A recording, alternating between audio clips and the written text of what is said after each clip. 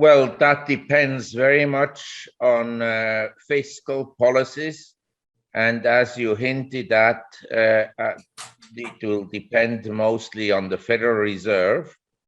But you understand, the Federal Reserve has abused its power for the last 40 years. For the last 40 years, they have pursued monetary policies that encourage consumption and that encourage asset bubbles. And we have evidence of that. They created an asset bubble with the housing market between 2003 and 2007. And then after the great financial crisis, they started in December 2008 with QE1.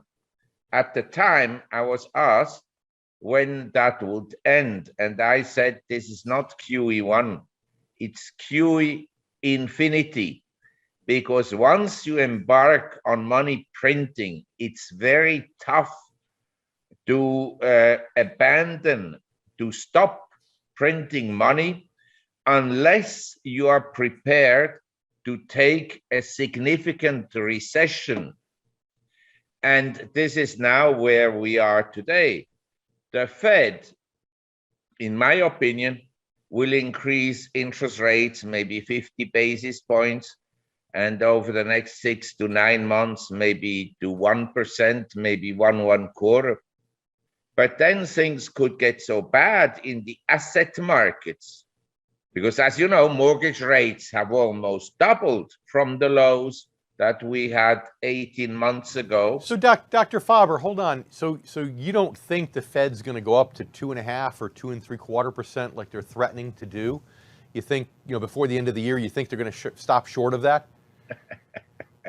Even 2.5 or 3% would not curtail inflation, because we have in California at Stanford University an economist, John Taylor, and he established a well-known model to calculate interest rates, the Taylor rule. According to that rule, interest rates, the Fed fund rate, should be over 9%. Over 9%. Yeah. Do you think the Fed will go to 9%? Never. Nope, absolutely not. So, it's like in the 70s.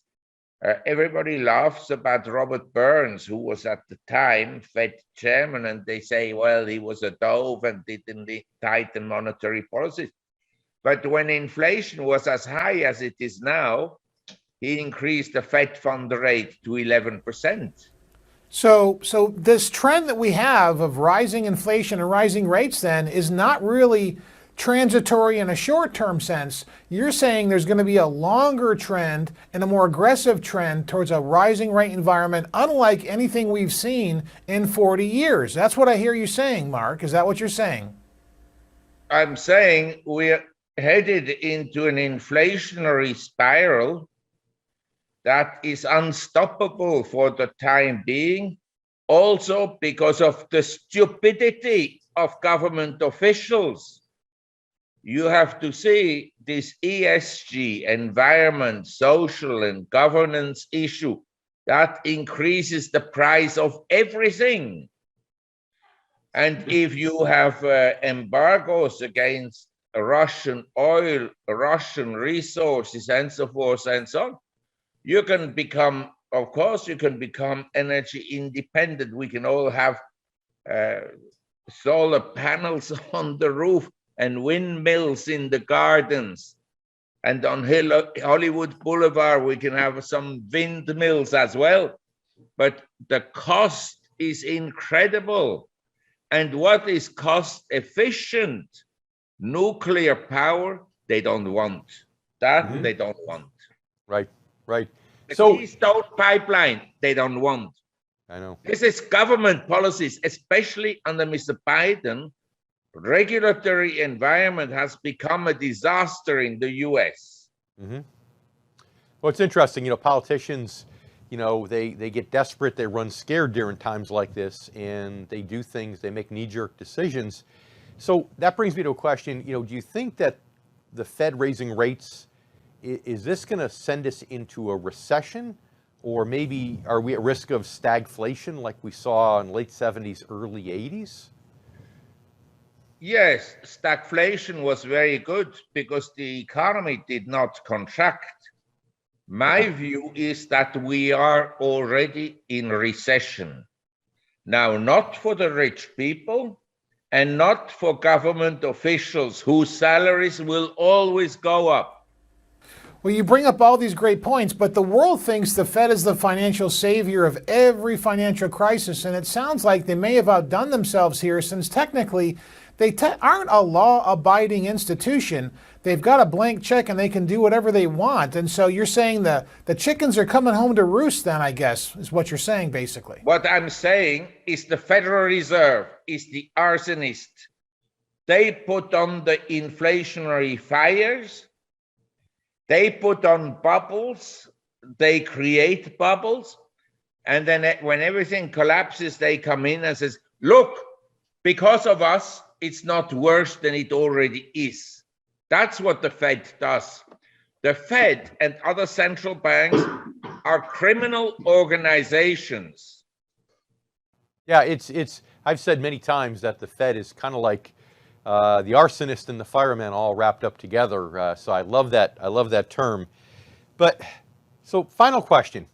What's your best advice? What's your best advice for investors today who are nearing retirement, who are retired? They can't take too much risk, but they're worried about inflation. Let's hear your best words of wisdom. Well, I think my advice is this. The world has gone through lots of civil wars. It's gone throughout history, wars where the participants in the war occasionally change sides, and during periods of enormous wealth destructions. I was just looking at the history of Romania. They used to burn down entire villages and cities and so forth. I look at the history of the Mongolians. They used to burn down and flatten, like Baghdad, entire cities. And so we have periods of wealth and we have periods of destructions.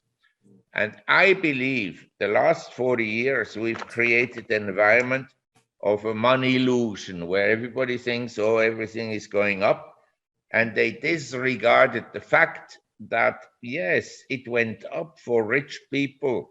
And I'm not complaining because I also did benefit. I'm in the financial market, you understand? So I'm not complaining about myself.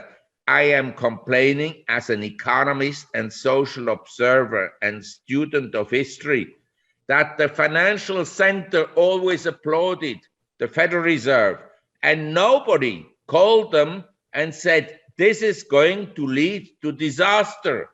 Yeah. And we are there. And I would prepare for everybody to lose money. Now, the question is, when everything goes up and you are not moving up your assets at the same rate, say stocks go up, I don't know, the S&P or the Dow by 20%, and you up only 5%, you complain. Now people should think, oh, all these FANG stocks, the meme stocks, the SPACs, they're down 70% with few exceptions. If I'm only down 10%, I am doing very well relative to the rest. That's what people should be thinking about. How do I lose the least?